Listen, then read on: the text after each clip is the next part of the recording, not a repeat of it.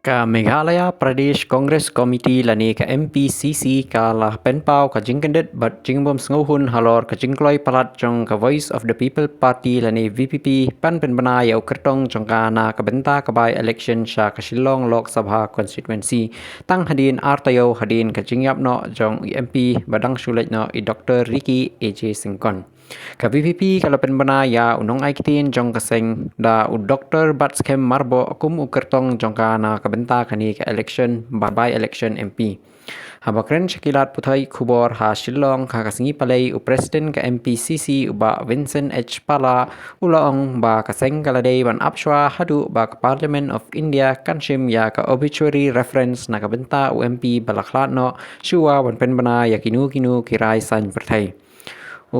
Vincent pala ulaong ru ba ka session jong ka parliament kan sedang ha ka khandai tarik ulber bat ka jingya kren kerpang ban kenmau burom ya I Dr. Ricky AJ Singkon la ban long ha ka ashpau tarik jong uni upnai. Ulaong ru ba ha kipor basensyar ka India National Congress la dajia ka jingyap jong UMP ka jingya syong dorbar ha parliament ka jusha pensange na ka benta ka singi baro kawai. Henry minta ha kapor sensar jong ka Bharatiya Janata Party lani BJP laju pensange tang siting singi. Uba Vincent H. Pala ulongru uba kamlong kababiang ban krensan pertai tang hadien ka jingyap jong UMP namar ki bahayeng hasem bat kinong I jong Dr. Ricky AJ Singkon kidangdon ha kapor basngusi.